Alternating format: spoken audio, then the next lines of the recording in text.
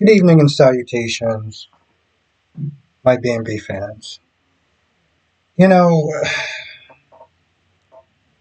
watching the show this week, it coincided to a live review with JOJ Media, Candice Mack, and Tammy.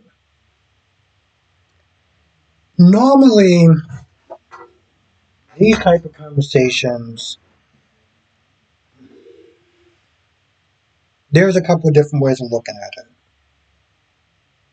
There is a certain channel that do constantly bring this particular topic up, and I don't necessarily roll my eyes.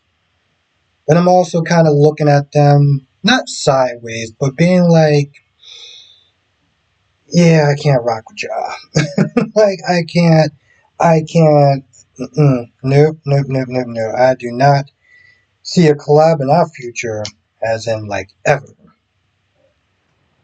But, this is something I noticed, something that JLJ also said, and particularly with Candace and Tammy.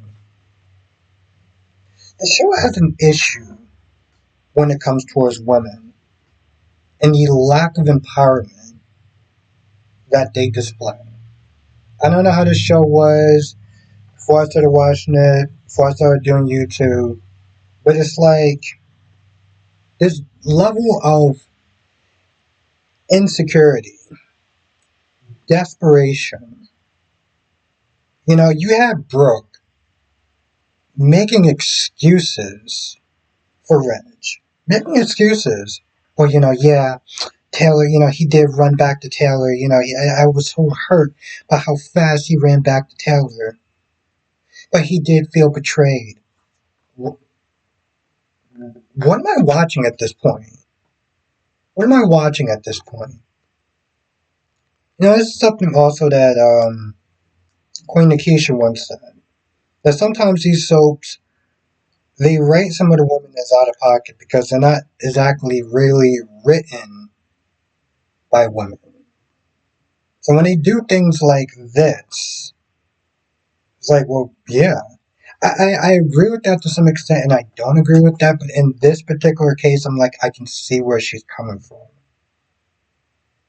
The problem is, I think that even if it was made by a woman, this show relies on a very weak ass plot. So I can totally see a woman writing this, and it's still being Brooke being pathetic because they got to drag this out. This is a show that heavily relies on recycled dialogue, um, an easy, very predictable plots that they could just write out and just put out. So that's why I say I agree with her, but I don't agree with her in a sense. But I do see where she's coming from. And I do see where Candace is coming from. I see where Tammy's coming from. They write these women very weak. Very, very weak. And she comes over, she's like, I still love you. She does sit there and say, like, I'm going to keep fighting for you for now. Well, what is for now? What does that even mean? Because to be honest, you said that before. You said that before. You literally sat there and said, "Oh well, I'm done, and I'm done. I want a man that's going to respect me, and I deserve respect, and I deserve not to be treated like this, that, and the third." All the way for you to sit there and backtrack. So if you caught that line, you're just like, "Oh, well, maybe she's going to sit there and find her female empowerment." Hold your damn breath. But one of the things she does sit there and say is, and Steffi says, is that Carter's conscience is going to weigh on him. If you saw the previews, you can see where it's coming from. I mean, you go back and you watch that scene, right? And you saw the flashback, and there's a certain part of it that's kind of heartbreaking. They completely trusted him. They didn't think, they didn't hesitate. They were like, it's Carter. We don't have to sit there and look over this. And yes, everyone, including myself, could sit there and be like, you should have looked at it. What business owners actually just sit there and sign stuff without looking at it? And you know what? It happens a lot more often than you think. It really does. It happens way more often than you think. So as silly and as daffy as this plan is, the way he went about it, you can see people doing that. Doesn't make it right, but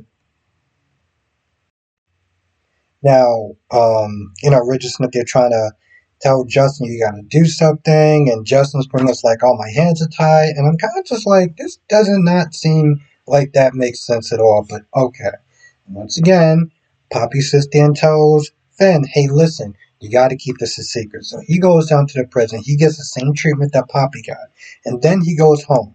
And he goes home and he talks to Stuffy, and Stuffy's like, she brings up the whole Luna thing and how much adversity that he has to sit there and cross and come through and everything like that. And it weighs on Finn like, maybe I shouldn't sit there and tell the secret. Maybe I shouldn't do this. But previews look like he might have told that secret. Who knows? By the way, Bill's not there, chewing out Luna like, oh, well, you sure nobody saw you? Because, this whole thing relies on secrecy. I'm like, Bill, you're an idiot. Well, you want to sit there and try to keep this a secret, but you are having her stay at your house when it's damn near Grand Central at this point. Yeah, that makes sense. By the way, Liam almost caught her because, Bill leaves the door unlocked and she just happened to run out there. And of course, Liam is not there re-editing the same thing over and over again. Oh, you're not coming to the office. There's something that's off. What's going on? And once again, what does Bill sit there and say? I got everything under control. What does that mean? You have everything under control. What does that mean? Because you said that before, and of course Liam had bells and whistles in his head, so that was kind of like a no to sit there and say. So of course he says it again today. I mean, the show is fascinating in the sense that like the show has been going on for 35 something years, probably longer now. I don't know what the hell they're doing in the last couple of years. People are recently just saying they're going to check out because the Gates is coming out and that show is going to be an hour, and you know, I'm still going to be watching the show. I'm still going to be sitting there talking about the show, doing reviews and things of that nature. I mean, it's going to be fun, so things are going to be a little more trickier, but you know, um, I feel like that's about it. I mean, it's not just like, what else am I going to sit there and talk about? I mean, there's clearly more, but that is just the general gist of the episode. Here or there, might have missed some stuff, but I think y'all kind of get the gist of it now. If I miss anything, you know what to do. Come to the live stream tonight, 8 p.m. Eastern, 5 p.m. Pacific. We'll talk about all the shows, of course. General Hospital, Days of Our Lives, Bold and Beautiful, Young and Restless. Um, yeah, I definitely missed some stuff here and there. But it's rinse and repeat, as Ron says, so I don't think that I missed too much. Anyway, I'll see you on the next video.